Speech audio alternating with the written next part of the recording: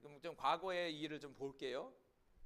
다니엘서 2장 볼게요. 2장에 보면요, 신상의 꿈이 나타나요. 신상의 꿈.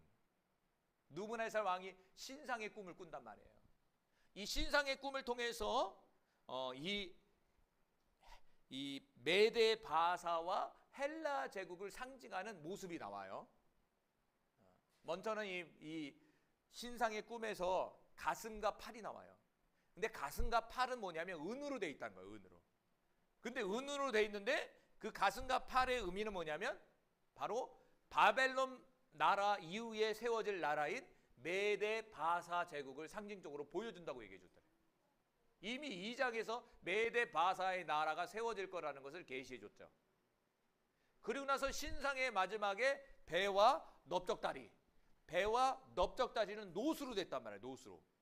이 배와 다리, 이 노체 나라는 헬라 제국이 세워질 것이다 라는 것을 이미 계시해 줬다는 거예요. 그러니까 한 나라가 지고 한 나라가 세워지는 거죠. 그러니까 뭐냐면 정복당하는 거예요.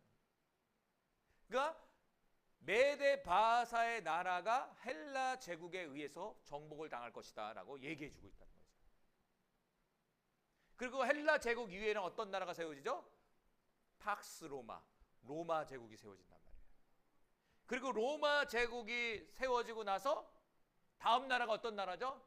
열발가락의 나라. 열국, 열발가락. 뭐냐면 철과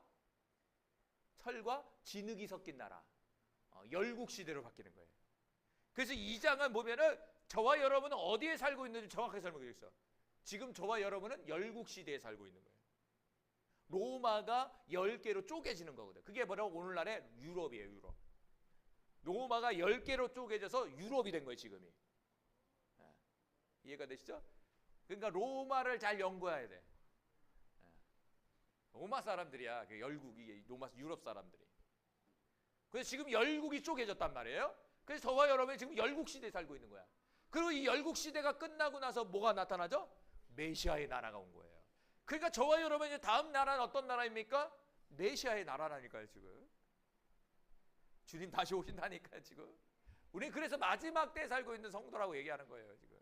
다니엘서에서 정확하게 설명해 주고 있는 거예요. 다음 나라는 뭐냐? 세상 나라가 사라지고 돌의 나라, 산돌이 되시는 예수의 나라가 이 땅 가운데 이루어지는 거예요. 그리고 없어요. 다른 나라는 이제 끝나는 거예요. 우주의 역사는 영원한 세계로 들어가는 거예요. 얼마나 이게 정확합니까? 2장에서 끝난 것이 아니라 7장에서 또 계시해 주는 거예요.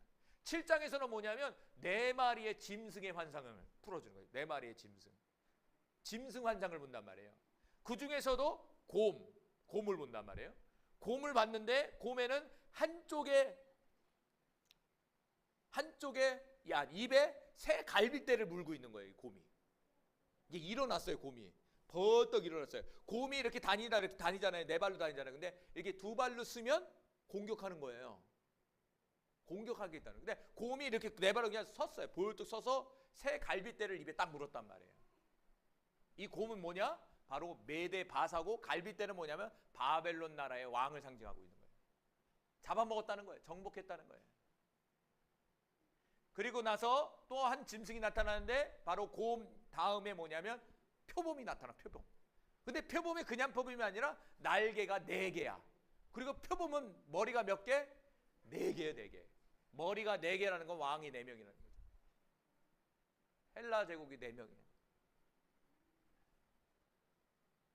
그거 뭐냐? 표범이냐면 헬라 제국을 말씀해 주고 있는 거예요. 7장에는 2장에서는 신상의 모습으로, 7장에서는 짐승의 환상으로. 그리고 여기서 끝나는 게 아니에요. 8장에 나타나요. 8장에 보세요. 8장에는 뭐냐면 순양과 순년소의 환상이 나타나요. 보이죠? 그림. AI로 그려달라고 그때 잘 그렸더라고. 표현이 잘 돼 있어. 여러분 누가 세 보여요? 등치부터 다르죠? 뿔 크기 보세요. 뿔 크기. 한 대 치면 뭐가 날아갈 것 같아요? 양이 날아가죠. 자, 순양은 뭐냐? 메데 바사를 상징해 주고 있는 거예요. 근데 순연소는 뭐냐? 헬라 제국이란 말이에요. 8장에 보니까 순양이 갑자기 확, 순염소가 갑자기 튀어나와갖고 순양을 짓밟아 버린다고 그랬어요. 눌러버린다고 그랬어요. 순양이 벗어나지를 못하는 거야. 그 말은 뭐냐면 헬라 제국이 바사 제국을 점령하는 거예요. 그래서 저는 제가 얘기했잖아요. 왜 양은 긍정적이에요, 부정적이에요? 긍정적인 측면의 부분이잖아요. 하나님에 속한 동물이잖아요. 그런데 메대 바사를 순양으로 표현했다니까. 그건 뭐냐면 하나님께서 메대 바사를 사용하셨다는 얘기예요. 무엇으로? 양으로 사용하셨다는 거예요. 그래서 다리오 왕에게 가브리엘 천사가 붙은 거예요. 그리고 고레스에게 이사야 선지자가 예언하기를 뭐냐면 하나님이 기름 부은 왕이다 이렇게 얘기했단 말이에요. 고레스 왕에게. 이방인들이잖아요. 그런데 그 이방인에게 기름을 부었다는 거예요. 기름은 뭐냐면 성령이 임한 걸 얘기하는 거예요. 성령의 감동을 통해서 고레스가 칙령을 내려서 뭐냐, 이스라엘 민족이 돌아가라 이렇게 명령이 떨어진 거예요.